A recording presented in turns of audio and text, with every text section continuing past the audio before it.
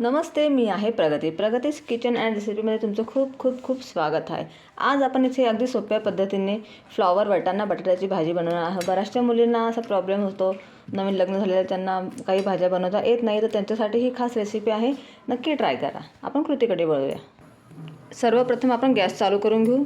ही कढई ठेवायची आहे, याच्यामध्ये आपण 2 पळी तेल टाकायचं आहे। जितकी तुमची फ्लॉवर असेल, भाजी असेल त्याप्रमाणे तुम्ही तेल घेऊ शकता। इथे मी 2 ते 2.5 पळ्या तेल टाकत आहे, तुम्ही चमच्याने पण घेऊ शकतात। तेल थोडं गरम होऊ द्यायचं, त्यानंतर बाकीचं आपण सामान टाकूया। हे पहा, इथे आपलं तेल तापलेलं आहे। आता आपण याच्यामध्ये अर्धा चमची मोहरी टाकूया। मोहरी छान तडतडू द्यायची आहे।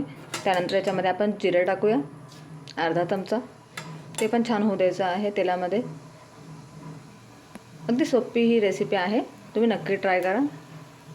घरगुती सामानामध्ये आपल्या मसाल्याच्या डब्यात जो मसाला असतो तेच टाकून बनवले आहे मी, जास्त काही याच्यामध्ये ॲड केलेलं नाही आहे। तर लसूणची 7-8 लसूणच्या पाकळ्यांना मी कुटून घेतलेल्या आहेत, छान त्या टाकते आहे मी। छान होऊ द्यायच्या त्या।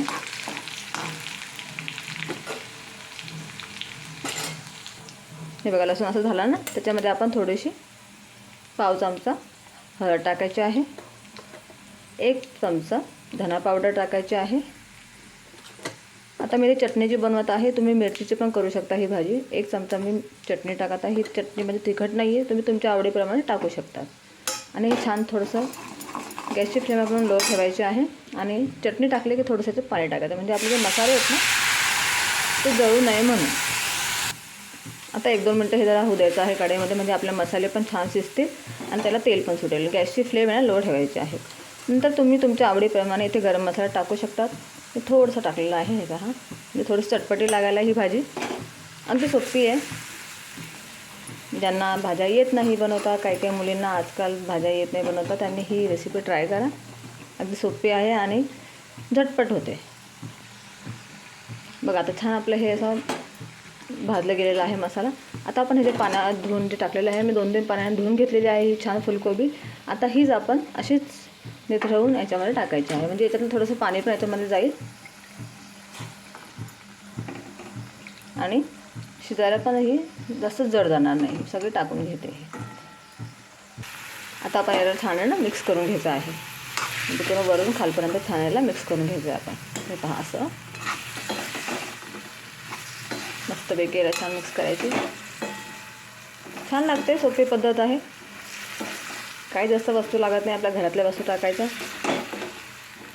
फक्त प्रमाण आपल्याला माहिती पाहिजे, तुम्ही तुमच्या हिशोबाने याच्यामध्ये लाल तिखट ॲड करू शकता, कमी जास्त करू शकता। आता आपण याच्यामध्ये थोडंसं मीठ टाकूया, तुम्ही तुमच्या चवीप्रमाणे टाकू शकता। इथे मी 2 लहान चमचे टाकत आहे, माझ्याकडे असा चमचा आहे, हे पहा, तुम्ही तुमच्या आवडीप्रमाणे टाकू शकता। आणि याला पण छान मिक्स करून घेऊ आपण। आणि त्यानंतर आपण मिक्स केल्यावरती याला ना अगदी मीडियम फ्लेमवरती होऊ द्यायचं। वाफ काढून घ्यायची आणि गॅसची फ्लेम थोडी मीडियम करायची आहे। 5 ते 7 मिनटाकरता याला वाफू द्यायचे आहे आणि मध्ये मध्ये त्याला हलवत राहायची आहे, म्हणजे जळायला नको खाली। हे पहा, 5 ते 7 मिनटं झालेलं आहे। आता आपण झाकण काढून ना अजून एक वेळा याला छान असं हलवून घ्यायचं आहे, म्हणजे ना वर फ्राय करायचं। ही भाजी चिपकू नये म्हणून आपल्याला गॅसची फ्लेम लोच ठेवायची आहे। हे बघा, आणि नंतर आपल्याला असं चेक करायचं आहे की हे शिजलं आहे की नाही। थोडंफार शिजलं तर पुढची प्रोसेस करायची आपण। आता इथे मी बटाटे टाकलेले नाही आहे, कारण माझ्याकडे ना शिजवलेले बटाटे होते, तर मी आता ते ॲड करणार आहे। हे पहा, इथे माझ्याकडे शिजवलेले बटाटे होते 2, त्यामुळे मी हे पहिले नाही टाकले।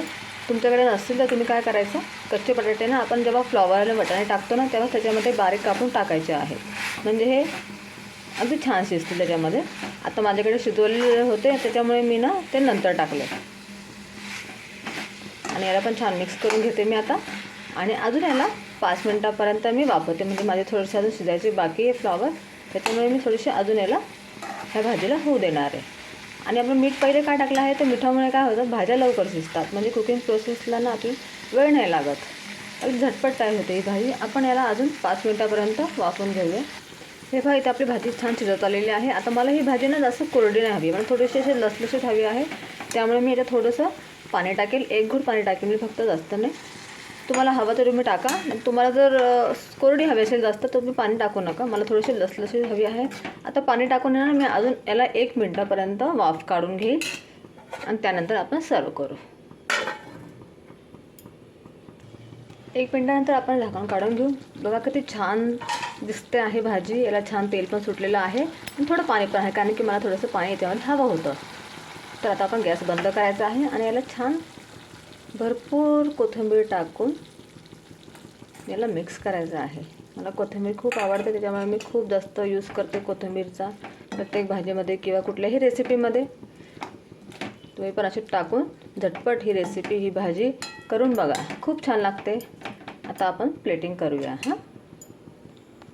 हे बघा किती छान दिसते आहे ही भाजी. आपण हिला पोळीसोबत खाऊ शकतो. हिला तुम्ही ना प्रवासामध्ये सुद्धा घेऊन जाऊ शकतात. तुम्ही कुठे गावाला चालले आहे तरी पण तुम्ही ही भाजी अशी कोरडी करून हिला तुम्ही टिफिनमध्ये घेऊन जाऊ शकतात.